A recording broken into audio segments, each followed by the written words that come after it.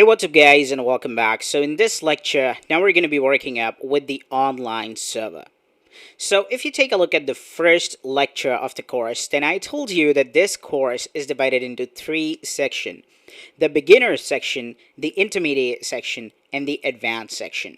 And so, I would like to congratulate you guys because now you are at the last part of the beginner section, and you will be fully done with it after you complete the third step, which is deployment of website to the online server. So the personal website that we created in the previous lecture, that is 100% completed, and now it's ready to be deployed onto the online server so that other people can view that. But before starting this section, let's have a look at how websites work.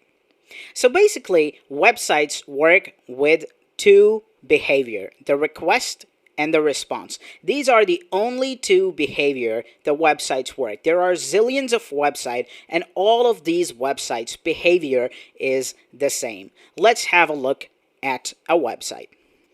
So let's suppose that now I go to google.com.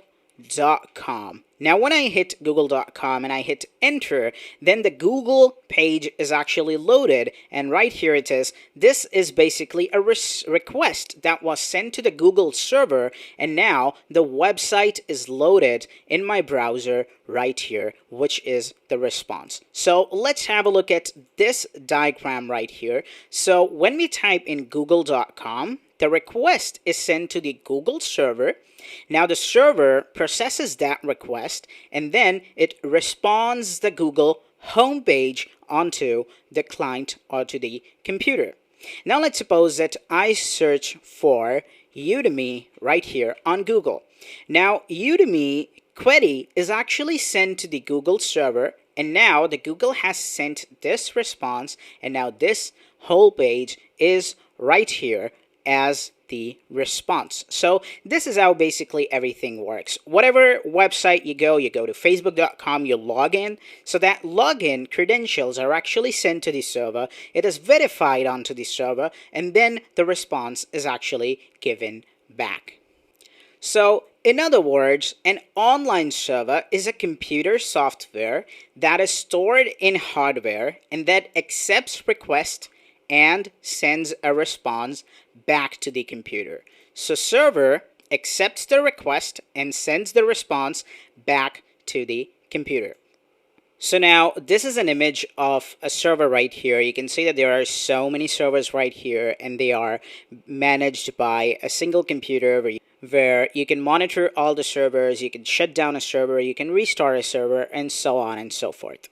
So now what have we learned is that in order for you to build a website, you need to have a server that can accept the request whenever someone wants to visit the website, and that can send the response back to the computer so that the person can go through the website or enter or submit his information on a contact form. The mail can be sent and everything like that. So basically, in order for you to build a website, you need to have a server. And luckily, there are two methods for that. So the number one method is to purchase a server, build your website onto your own server, and then just do everything from scratch. And there is also another method, and that is to just purchase or basically rent a server from a third-party company, host your website there. They will do everything. They will be responsible for all the security issues and everything, and you just have to upload the website there, and there we go. You do not have to do anything. So let's suppose that if you want to build your own server, then what are the cons for that?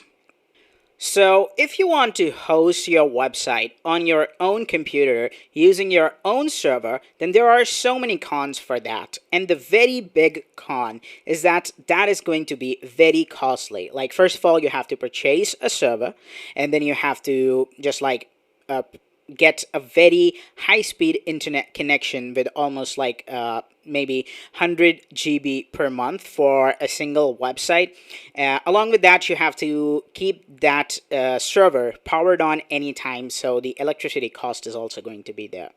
Not only that, you will have to secure your server yourself. So basically, you can see that your website will be online. And when your website will be online, people will be accessing your website. So when the people are accessing your website, that means that they are accessing your PC. And there might be some of the breaches that will be there. So they can, there might be a possibility that they could hack into your computer. So that is also on your end. And basically, as the technology is increasing, you will have to keep yourself up to date with every of the like hacking attempts that's been happening nowadays. So that is on your end too, which is quite a huge disadvantage.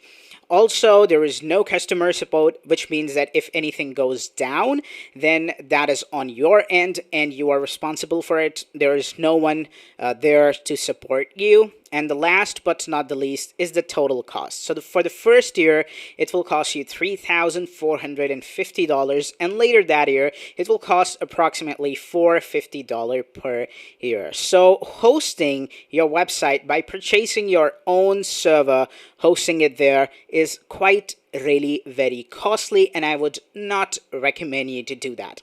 However, there is another method, and that is to rent a hosting for a limited time period. And what they say is that they just tell you to give them the internet costing only. Electricity costs, server costing will be on their end. You just have to give them the internet costing, and that is also under $100. So here comes the web hosting. So what you do in a web hosting is that they give you plans.